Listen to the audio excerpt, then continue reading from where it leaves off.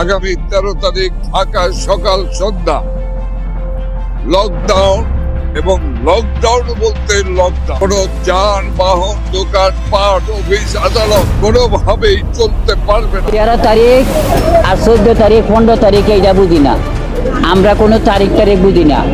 আমাদের নেত্রী যখন ডাক দিব তখন আমার জীবন দিতে প্রস্তুত। আমার এই দেশের দিকে ওই শেখ পরিবারের জন্য আমার এরকম মায়া লাগছে। গুলি যদি 10,000 লাগে বুলেট, কে আবু সাইদ, একটা আবু সাইদ আর শেখ হাসিনা আছে। আমরা এই দেশকে রাজাকার মুক্ত, সন্ত্রাস মুক্ত, সাদাবাদী মুক্ত, দহল মুক্ত আমরা করবই করব।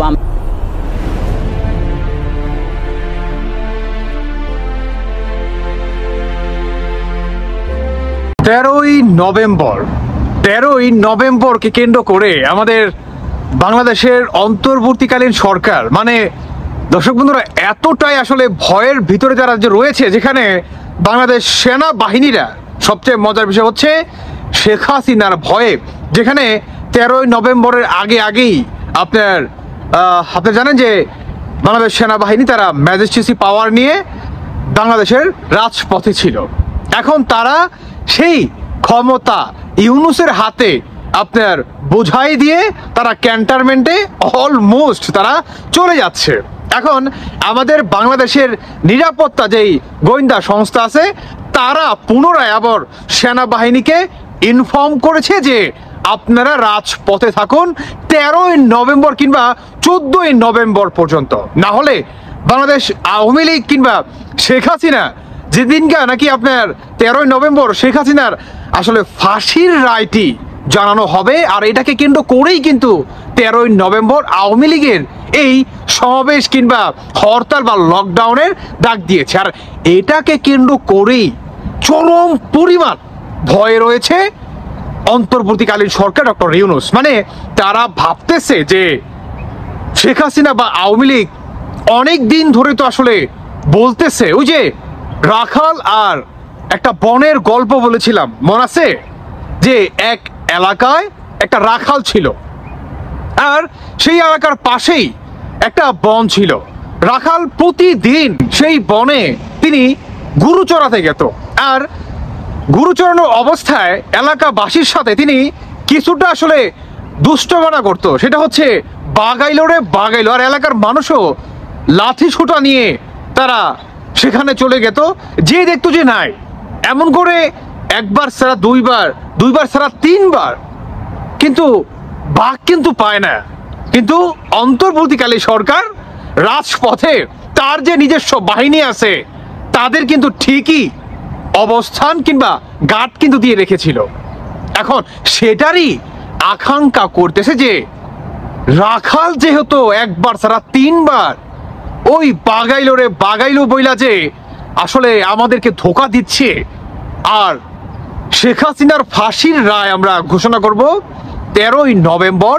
আর এই 13ই নভেম্বরকে কেন্দ্র করে সেদিন কি অরিজিনালি বাঘ তাহলে চলেই আসবে, নাকি শেখ হাসিনা বা আওয়ামী লীগ পুনরায় আবারও সেই রাখালের ভূমিকাটি পালন করবে?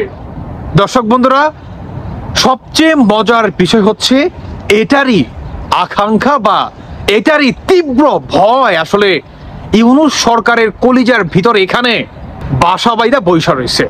আর এটাকে কেন্দ্র করেই অন্তর্বর্তী সরকারের বর্তমান এই অবস্থা। এই সরকার আমরা চাই না।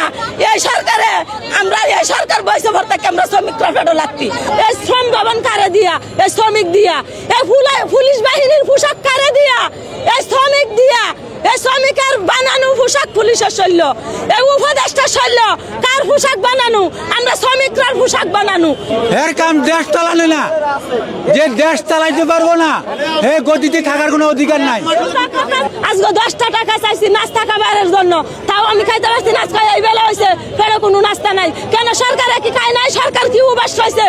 বেড়ে বেড়ে মুরগি বাজা দিয়া, মুরগি ফুরা দিয়া, তুন্দল রুটি দিয়া দিয়ে খাইয়ে উঠতে জন্য চিন্তার জন্য আমরা দিতে পারি নাই। আমরা এই সান্ত্বনা বুকে নিতে পারি নাই। এই সরকার আমরা চাই না। এই সরকারে আমরা এই সরকার বৈশা ভর থেকে আমরা শ্রমিকরা ফেরত লাগতি। এই সরকার উঠতে যাইব, আমরা যে সরকার দিয়ে আমরা মানুষ চলতে পারবো, সেই সরকার আমরা চাই। এখন আপনারাই বলুন, 13ই নভেম্বর কি ঘটবে না? সেনাবাহিনী রাজপথে না আসবে, আর এদিকে আওয়ামী লীগ সারা বাংলাদেশে লকডাউনের ঘোষণা, ইভেন কি আপনার বিভিন্ন ডিস্ট্রিক্টে কিংবা জেলায়, বিশেষ করে গোপালগঞ্জেও নাকি আওয়ামী লীগের নেতাকর্মীদেরকে এই 13ই নভেম্বরকে কেন্দ্র করে কিংবা 12ই নভেম্বর থেকে ছোট ছোট মিছিল হবে। আর এই মিছিলকে কিভাবে করবে, কিভাবে গ্রেনেড মারবে, কিভাবে রাস্তা ব্লক করবে, কিভাবে আপনার লকডাউনটি পালন করবে, এটারে নাকি প্রশিক্ষণ দিচ্ছে সাবেক সেনা কর্মকর্তারা সহ, ইভেন সাবেক ডিআইজি বা পুলিশ অফিসাররা সহ, ইভেন বাংলাদেশের যে বড় বড় নেতা কর্মীরা রয়েছে আওয়ামী লীগ, ছাত্রলীগ, যুবলীগের, তারা সমন্বয়ে সকলেই নাকি গোপালগঞ্জে আরো বিভিন্ন জায়গায় নাকি ট্রেনিং দেওয়া হচ্ছে।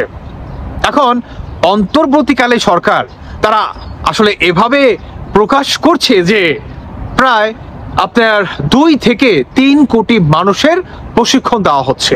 আর এটাকে কেন্দ্র করে যদি তারা শেখ হাসিনা বা আওয়ামী লীগের এই 13ই নভেম্বর যে লকডাউনটি তারা ঘোষণা করেছে, এটা যদি বন্ধ না করতে পারে, তাহলে বড় ধরনের একটা সংঘর্ষ হয়ে যাবে অচিরেই জামাত বিএনপির সাথে, আর হচ্ছে এনসিপির সাথে আওয়ামী লীগের। আর বর্তমান এটার ভয়েই যেখানে ম্যাজিস্ট্রেসি পাওয়ার সমস্ত কিছু হ্যান্ড ওভার করে ডক্টর ইউনূসের হাতে, তারা ক্যান্টনমেন্টে চলে যাচ্ছে, রাজপথ থেকে সরে যাচ্ছে। আর বাংলাদেশের নিরাপত্তা সংস্থা তারা সেনাবাহিনীকে ইনফর্ম করছে বা চিঠি পাঠাচ্ছে যে আপনারা কামব্যাক করুন। একটাবার ভাবুন এই সরকারের ভয় আসলে কতটা তীব্র। আসলে থাকাটা অস্বাভাবিক কিছু না, কারণ পিনাকি ওর নিজের বাসায় নিজে আগুন দিছে, তারপরেও ও বলছে যেটা বিএনপি বা আওয়ামী লীগ দিছে। ধরেই নিলাম যে বিএনপি বা আওয়ামী লীগ দিছে, আরো ডক্টর ইউনূসের বাড়িতে ভাঙচুর, তাই না? তো এগুলো আসলে কি মিন করে, কি মিন করে? কারণ এই সরকার মব ভাইলেন্সে বিশ্বাস করে, এই কারণেই তাদের কলিজার ভিতরেও ভয় অবশ্যই রয়েছে যে আমরা তো বুলডোজার পার্টি, আমরা তো মব ভাইলেন্স করে চলে আসছি, আমরা যে ট্রাইব্যুনাল গঠিত করছি এটা তো অবৈধ, তার সংবিধানে নাই, নাই সংবিধানে। অতএব আওয়ামী লীগ যদি কোনোভাবে আমাদেরকে প্রতিরোধ করে, তারা যদি কোনোভাবে কোনো কিছু একটা ঘটায় ফেলায়, কোনো কিছু একটা সামহাও যদি ঘটায় ফেলায়, তাহলে তো আর আমাদের রক্ষা হবে না, রক্ষা হবে না আমাদের। ইতিমধ্যে বাংলাদেশের সাধারণ জনগণও আওয়ামী লীগের পাশেই দাঁড়াইছে। সবকিছু মিলিয়ে জনসমর্থক বলেন, পুলিশ প্রশাসনের সমর্থক বলেন, সাধারণ পাবলিকের সমর্থক বলেন, এ থেকে জেড পর্যন্ত সবকিছুই আওয়ামী লীগের ফেভারে। আর এটার জন্যই সবচেয়ে বড় আতঙ্কে রয়েছে ডক্টর ইউনূস। 13ই নভেম্বর নাকি মরণ কামড় দিবে আওয়ামী লীগ ইউনূসের ঘাড়ে। আর এর জন্যই ইউনূস বর্তমান তিনি এমন আছে, তিনি বাঙ্গারের নিচেও পলাইতে পারে 13 নভেম্বর পর্যন্ত, বলা যাচ্ছে না। দর্শক বন্ধুরা, এনিওয়েজ বাকিটা আপনাদের ব্যক্তিগত মতামত অবশ্যই জানিয়ে যাবেন। তবে হ্যাঁ, আমি একটা কথা বলি, সত্যের বিজয় হবেই, 71-এর বিজয় হবেই ইনশাআল্লাহ। জয় বাংলা, জয় বঙ্গবন্ধু। ভালো থাকুন সবাই, আল্লাহ হাফেজ, আসসালামু আলাইকুম।